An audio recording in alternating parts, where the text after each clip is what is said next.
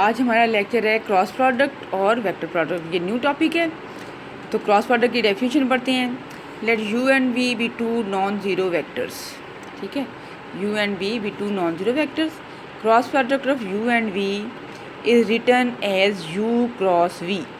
तो cross product को आप लिखेंगे u cross v and it is obtained by u cross v is equal to u magnitude v magnitude sin theta n vector, where theta between 0 and pi and theta is the vector angle between u and v और n is a unit vector perpendicular to the plane u and v। अब इन सारी बातों का जो मतलब है वो ये है कि u क्रॉस v की ये आपके पास डेफिनेशन है और u क्रॉस v जब हम फाइंड आउट करते हैं तो u एक सेपरेट वेक्टर है, v एक सेपरेट वेक्टर है। जब इनके दरमियान क्रॉस प्रोडक्ट हो जाती है, जो कि इस प्रोसीजर से होती है, तो एक न्यू प्लेन जनरेट होती है। u v से एक प्लेन जनरेट होती है, उस प्लेन के परपेंडिकुलर ये n यूनिट वेक्टर होता है। तो ये जिसका डायरेक्शन जो है वो राइट हैंड रूल के ज़रिए से फाइंड आउट की जाती है। अब इसका एनालिटिक एक्सप्रेशन निकालना, analytic expression of cross product या analytic expression of vector product, तो इस एनालिटिक एक्सप्रेशन का मतलब होता है कि वर्किंग रूल क्या है उसका, किस तरह से उसको फाइंड आउट करेंगे। अब उसके लिए आप पहले ये समझ लें कि फिर if this is u vector and this is v vector और इसके दरमियान एंगल थीटा है, तो इस u और v को जब क्रॉस करेंगे तो इन दोनों से एक यूँ प्लेन जो बनेगी, तो उनके जो परपेंडिकुलर वेक्टर होगा उसका नाम u क्रॉस v होगा। उसको फिर हम यहाँ ड्रॉप कर देंगे। तो उसको ज़ाहिर है हम परपेंडिकुलर तो नहीं दिखा सकते, तो उसको यहाँ ड्रॉप करके दिखाया जाता है कि ये u क्रॉस v वेक्टर है और उसके अलॉन्ग जो डायरेक्शन है वो n वेक्टर से ज़ाहिर की जाती है।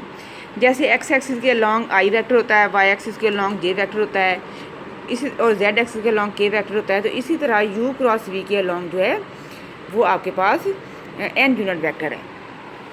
तो चल इसका एक्सप्रेशन कैसे बनेगा?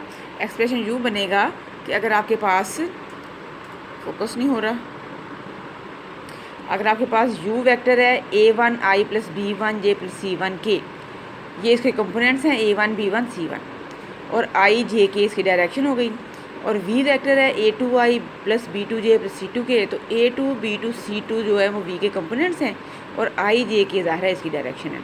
अब आपने u cross v find out करने के लिए एक्सप्रेशन लिखना है u cross v is equal to, determinant की फॉर्म बनानी है, first row i j k लिखना है और यहाँ u क्रॉस v है उसी तरतीब से कंपोनेंट डालने हैं। पहले u के कंपोनेंट डालने हैं a1 b1 c1, फिर आपने v के कंपोनेंट डालने हैं a2 b2 c2।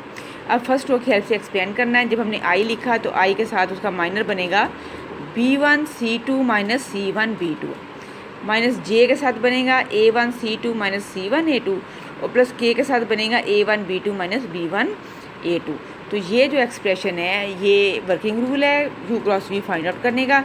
ये आप डिटर्मिनेंट को एक्सपेंड करना पहले से सीखे हुए हैं, तो डिटर्मिनेंट एक्सपेंड करना मुश्किल नहीं है। तो it is use to work out the cross product. Now important results for cross product कि इफ़ i और i के दरमियान हम क्रॉस प्रोडक्ट लें, क्योंकि i और i सेम वेक्टर हैं, इन दोनों के दरमियान एंगल 0 है, तो i cross i is equal to i vector sine theta n। यहाँ पे साइन थीटा की जगह हम साइन 0 डालेंगे, तो i का यूनिट वेक्टर है, इसका मैग्नीट्यूड 1, दूसरे i का मैग्नीट्यूड 1, तो साइन 0 इज़ 0, तो टोटल वैल्यू जो है इट बिकम 0। तो यहाँ से एक रिजल्ट बन गया कि cross product between same vectors is equal to 0, यानी j cross j is equal to 0, k cross k is equal to 0 और and i cross i is equal to 0। तो सेम वेक्टर की क्रॉस प्रोडक्ट जो है वो 0 होगी। ठीक है, अब हमने देखना है कि इनकी आपस में i क्रॉस j अगर हम लें तो i का unit i magnitude j magnitude. अब i और j के दरमियान में जो एंगल है वो 90 डिग्री का होता है। ये दोनों परपेंडिकुलर वेक्टर्स हैं तो इनका एंगल 90 डिग्री होगा। तो इसकी मैग्नीट्यूड 1 साइन 90 भी 1, तो जो आप बाहर आपके पास जो बाकी बचा k वेक्टर। तो पता ये चला कि i cross j is equal to k and i के बाद j आता है, j cross k is equal to i and k cross i is equal to j। आपने रोटेशन साइक्लिक रोटेशन लेनी है। फिर नॉन साइक्लिक या एंटी क्लॉकवाइज ले, ये क्लॉकवाइज रोटेशन हो गई, ये एंटी क्लॉकवाइज। तो i क्रॉस j k के बराबर है, तो जब इनको हम उल्टा देंगे तो j क्रॉस i जो है वो माइनस k हो जाएगा। इस तरह j क्रॉस k i है, तो यहाँ हम इन दोनों को कम्यूट कर देंगे तो के क्रॉस जे जो है माइनस आई हो जाएगा।